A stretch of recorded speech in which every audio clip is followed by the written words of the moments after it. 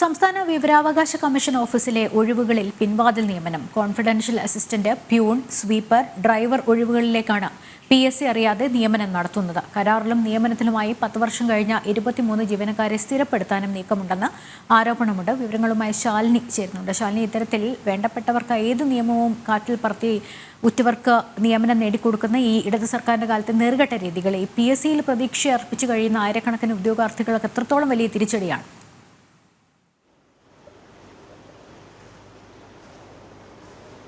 ലക്ഷ്മി സൂചിപ്പിച്ചതുപോലെ തന്നെയാണ് PSCയെ വിശ്വസിച്ച് ദിവസങ്ങളോളം കാത്തിരുന്ന പരീക്ഷ എഴുതി അഭിമുഖ പരീക്ഷ ഉൾപ്പെടെ പാസ്സായ പലരും പല ഉദ്യോഗാർത്ഥികളും റാങ്ക് പട്ടികയിൽ ഇടം നേടി കാത്തിരിക്കുമ്പോഴാണ് ഇത്തരത്തിൽ വഴിവിട്ട രീതിയിൽ നിയമനങ്ങൾ PSC അറിയാതെ സർക്കാർ തലത്തിൽ നടക്കുന്നത് എന്നുള്ളതാണ് ഏറ്റവും ശ്രദ്ധേയമായിട്ടുള്ള കാര്യം. ഇതിന്റെ ഭാഗമായിട്ടാണ് ഇപ്പോൾ വിവരാവകാശ കമ്മീഷനിലും ഇത്തരത്തിൽ തിരക്കിട്ട നിയമന നീക്കങ്ങൾ നടക്കുന്നത് എന്നുള്ളതാണ് പരാതികളായി ഉയരുന്നത്. ഇതിന്റെ അടിസ്ഥാനത്തിൽ ഈ PSC റാങ്ക് ഹോൾഡേഴ്സും ഉദ്യോഗാർത്ഥികളും ഒക്കെ തന്നെ നിയമ നടപടിയിലേക്കും പരാതിയിലേക്കും പ്രതിഷേധത്തിലും ഒക്കെ തന്നെ നീങ്ങുകയാണ്. വിവരാവകാശ കമ്മീഷനിൽ കോൺഫിഡൻഷ്യൽ അസിസ്റ്റന്റ്, ഒപ്പം തന്നെ ഡ്രൈവർ, പ്യൂൺ ഉൾപ്പെടെയുള്ള വിവിധ തസ്തികൾ, സ്വീപ്പർ ഉൾപ്പെടെയുള്ള വിവിധ തസ്തികളിലാണ് ഇത്തരത്തിൽ നിയമനം നടക്കുന്നത് എന്നുള്ളതാണ് ആരോപണങ്ങൾ ഉയരുന്നത്. ഇതിന്റെ അടിസ്ഥാനത്തിൽ രാഷ്ട്രപതി, ഒപ്പം തന്നെ governor Arif Mohammad Khan, chief secretary ഉൾപ്പെടെയുള്ളവർക്ക് പരാതി നൽകാൻ ഒരുങ്ങുകയാണ് ഈ റാങ്ക് ഹോൾഡേഴ്സിന്റെ സമിതി അല്ലെങ്കിൽ അവരുടെ സംഘടനകൾ എന്നുള്ളതാണ് ഏറ്റവും ശ്രദ്ധേയമായിട്ടുള്ള കാര്യം.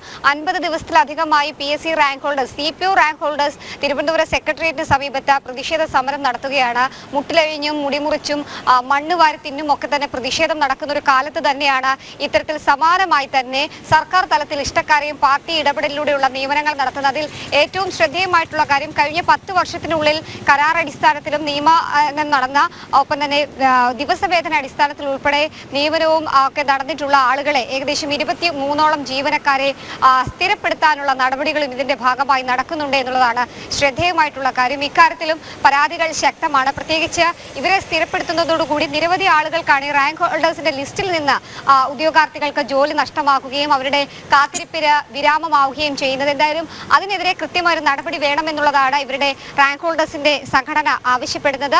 എന്തായാലും വരും ദിവസങ്ങളിൽ മറ്റൊരു PSC റാങ്ക് ഹോൾഡേഴ്സിന്റെ സമരം കൂടി സെക്രട്ടേറിയറ്റ് പടിക്കലേക്ക് ഉണ്ടാകാനുള്ള സാധ്യതകൾ കൂടിയാണ് ഈ ഒരു വാർത്ത വന്നതിന് പിന്നാലെ ഉണ്ടാകുന്നത്. എന്തായാലും തെരഞ്ഞെടുപ്പ് കാലമാണ്, തെരഞ്ഞെടുപ്പ് അടുത്തിരിക്കുന്ന ഒരു സാഹചര്യത്തിൽ കൂടിയാണ് വിവിധ തസ്തികകളിൽ ഇത്തരത്തിലുള്ള നിയമനങ്ങൾ നടക്കുന്നത്. പ്രത്യേകിച്ച് വിവരാവകാശ കമ്മീഷനിൽ ഏകദേശം 100ഓളം ജീവനക്കാരുണ്ട്.